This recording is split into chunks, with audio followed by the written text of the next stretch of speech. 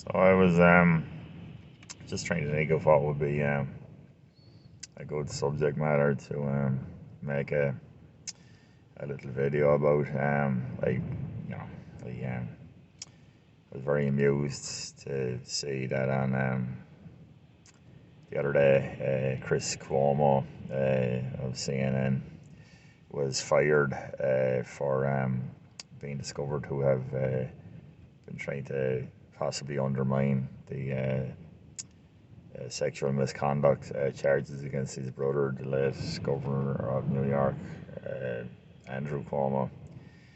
You know, whatever you'd say about Andrew Cuomo, Chris Cuomo did a slick line and self-righteous bloviating on CNN, and he appears to have been wonderfully hoisted on his own petard. Um, I was also thinking perhaps maybe to talk a little bit about the news story out of Britain about two Metropolitan Police officers that had been charged with securing the boundary of a murder scene. Two sisters who had been murdered about a year and a half ago, and they rather foolishly took a photo of the murder scene and put it on a WhatsApp group. And a couple of folks on that WhatsApp group decided it'd be a wheeze to try and share that image as much as possible to get it to go viral, which it did. And this was adjudged to be an act of unbelievable callousness by the two officers involved. They were recently tried for, I don't know what the exact charge was, some sort of malicious conduct. But anyway, they got 2 years apiece for that. Now, again, I just would say that I vaguely remember those two sisters, the story of their murder about 2 years ago. Very vaguely remember it. But I have not heard much about it since. But I'm reasonably confident that the reportage on Sky News regarding the two cops who were stupid enough to do that on a WhatsApp group are now lost their jobs and are in prison for the next 2 years. I think an act of silliness like that, it seems to me, is a fairly ludicrous consequence of an act of silliness like that. I seriously doubt that there was any great ill intent on their part. It was probably more in the character of gallows humour, but screw with the moral order and the moral purity spirals in this day and age at your peril, it would appear. So anyway, here we are, 3.5 minutes in, and I haven't actually picked anything particularly that noteworthy to talk about because I thought little news stories like that'll seem all anachronistic and oh Jesus, were you really that concerned about them at the time? It doesn't really jibe with the pretty awesome seascape we're looking at here. But they are in their own way kind of important insofar as they're emblematic of the way things are now.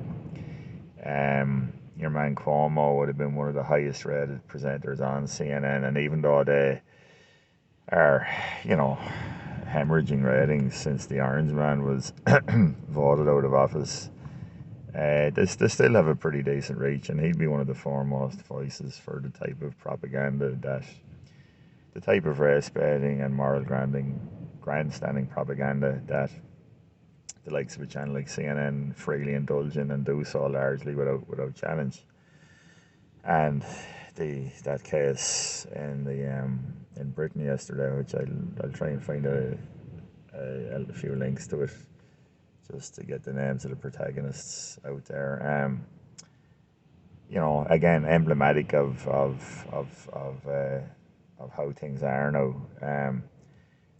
Sky News will assiduously avoid talking about the 19-year-old Asian chap who murdered the two girls. That appears to be not particularly interesting. But but an act of foolishness that got talked up into being somehow a hate crime almost, results in two officers of whom we know nothing else. Maybe they had good service records, and but it's all for nothing anyway. Job gone and jail time. So yeah, emblematic of the new moral order that we live under. So yeah, it's I mean, an obvious counterpoint to make here is, why do you care? What does it matter to you?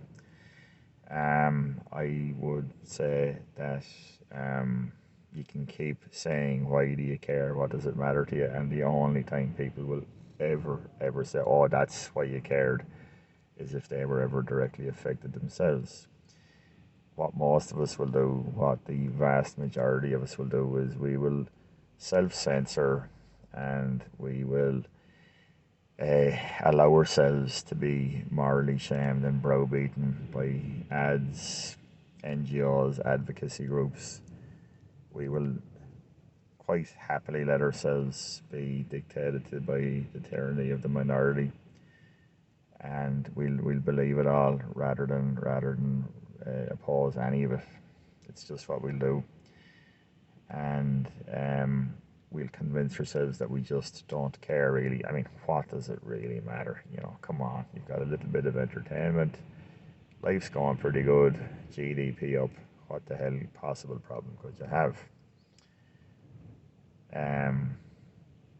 And I can empathize, I can sympathize, because if you haven't actually taken the time to peer under the hood of this particular vehicle, you wouldn't.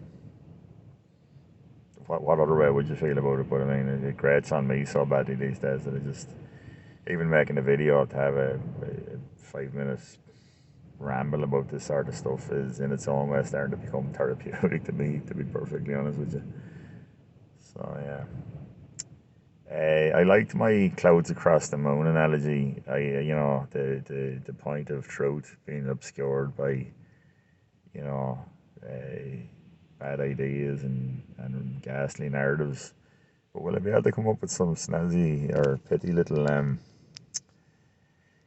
analogy for what the waves represent here? I wonder. I'm racking my brains and I really can't think of anything. Although it is really nice filming it here now. I can't believe I used to get into the sea like that in the winters about 15 years ago. But I used to do it. I really did. I really did. Anyway, thanks for listening.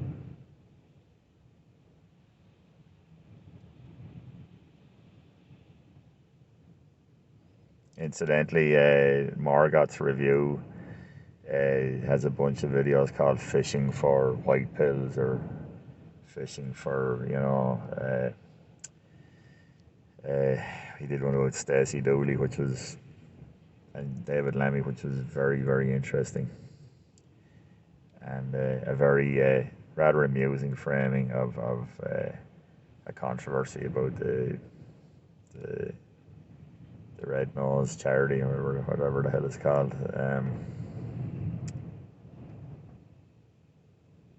But yeah, the whole fishing for thing, but he has the advantage of actually being out with a fishing rod at the sea, so he gets to call his videos Fishing For whatever. I'm just sitting in the car here looking at waves, so I can't call it Fishing For, and I can't think of any other little way I could describe it. So maybe when I'm uploading this and trying to come up with a video title, maybe something will pop into my head anyway. So yeah, anyway, also I just wanted to quickly say I've discovered the music of Hiratoire, which is yet one more of these awesome atmospheric black metal albums, or bands rather, out of Germany, I think they are. And I'm going to stick a little information card up in the corner there, and someone give it a listen, because I'm telling you this much, it's absolutely wonderful music, and it really calm your soul listening to it, like all the best black metal does in one way or another. So at this time, for real, thank you for listening.